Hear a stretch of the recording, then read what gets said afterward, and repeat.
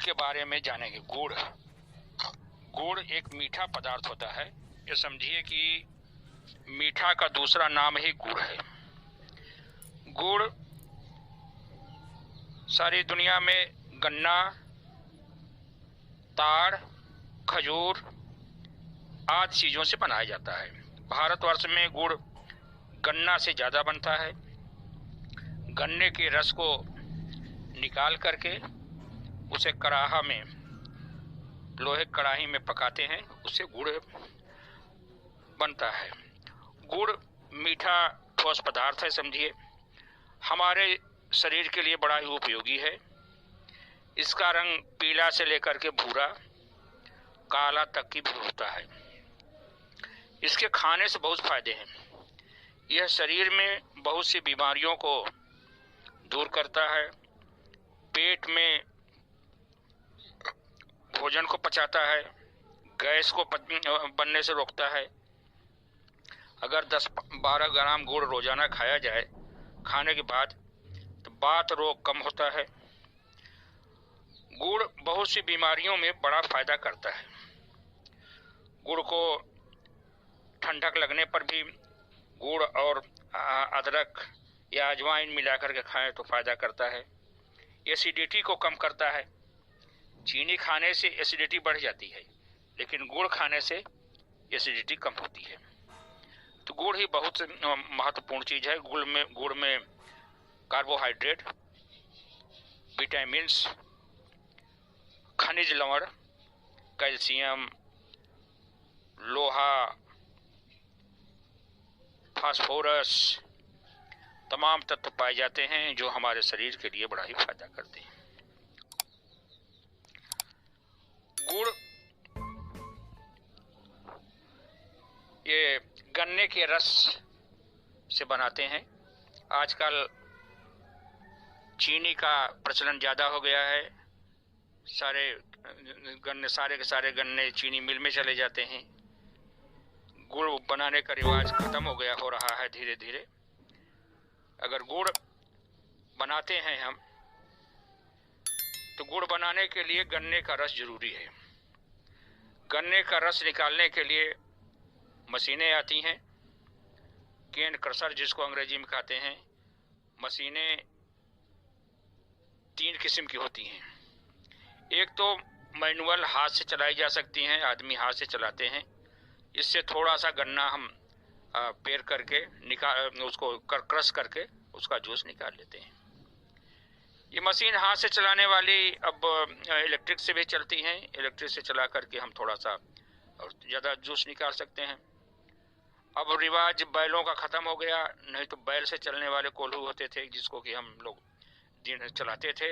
बैलों से चलाते थे उस कोल्हू को, उस क्रशर को, और उसमें से गन्ने का रस निकलता था। उस रस को हम लोग कड़ाहा में उबाल करके फिर उसे गुड़ बनाते थे। गुड़ और अब क्रशर, केन क्रशर इलेक्ट्रिक वाले आ गए हैं, बड़े बड़े क्रशर, जिनसे थोड़ी ही देर में बहुत ज़्यादा हम गन्ना क्रश कर लेते हैं। पहले तो गन्ने को क्रश हम करेंगे, फिर उसमें से जो रस निकलेगा उस रस को छान करके हम बड़े कड़ाह में गर्म करते हैं। खूब गर्म करने पर इसमें कुछ गंदगियां होती हैं, रस में गंदगियां होती हैं। रस को निकालने के लिए, इस गंदगी को निकालने के लिए इसमें कुछ अलग से पदार्थ भी मिला सकते हैं, जैसे चूना मिलाते हैं, एक विशेष प्रकार का कोयला आता है उसको मिलाते हैं, या एक घास होती है उसको उसमें डाल देने से गुड़ साफ हो जाता है, गंदगी निकल जाती है और उसके गुण अच्छे हो जाते हैं। गुड़ को खूब हम पकाते हैं। जब पकाने पर 1/4 रस रह जाता है, मान लीजिए हमने उसमें 50 लीटर रस डाला है, 50 लीटर में से जब करीब 15-20 लीटर के करीब रह जाता है, गाढ़ा हो जाता है। 1/4 रस रह जाने पर उस गाढ़ा चाशनी की तरह से हो जाता है। उस चाशनी को हम निकाल करके एक औसत दर्जे पर हम चाशनी को निकाल करके उसको किसी दूसरे बर्तन में रखते हैं और उसको भी लकड़ी के चम्मच से चलाते रहते हैं। उसके चलाने के बाद जब वो ठंडा होता है तो थोड़ा सा ठोस बन जाता है। उसको किसी सांचे में हम ढाल लेते हैं, बड़ी बड़ी उसकी पिंडलियां बना लेते हैं, या छोटी छोटी उसकी पिंडी बना लेते हैं जिसको भेली कहते हैं। या वो अपने इच्छा अनुसार चाहे छोटी बनावे चाहे बड़ी बना लेते हैं। कभी कभी गुड़ बनाते समय उसमें हम तिल डाल देते हैं। तिल भी बड़ा पौष्टिक होता है और तिल के साथ ही वो भेली बन जाती है। इस तरह से समझिए एक गन्ना का जूस सीजन और वैरायटी के हिसाब से अलग अलग होता है। कुछ वैरायटियां ऐसी होती हैं जिनमें कि वो जूस ज्यादा निकलता है, और कुछ ऐसी होती हैं जिनमें जूस कम निकलता है। और सीजन में जब हम पहले बोते हैं, जब पहले हम काट लेते हैं गन्ना थोड़ा अगस्त सितंबर में, तो उसमें जूस तो कम निकलता है, लेकिन बाद में जब हम काटते हैं पक जाता है तो उसमें जूस ज्यादा निकलता है, उसमें गुड़ की मात्रा भी ज्यादा होती है। तो इस तरह से उसके पकने के हिसाब से और उसके अवस्था के हिसाब से हम गुड़ बनाते हैं। गुड़ बड़ा ही ये घुलनशील होता है, पानी में घुल जाता है, इसीलिए बरसात के दिनों में गीला हो जाता है और लसलसा हो जाता है, या उसका लोकल भाषा में राब कहते हैं। खार वो गाढ़ा होता है, ढीला ही रहता है, अर्ध ठोस होता है। ये भी खाने के काम आता है, इसको भी खाया जाता है, जानवरों को भी खिलाते हैं।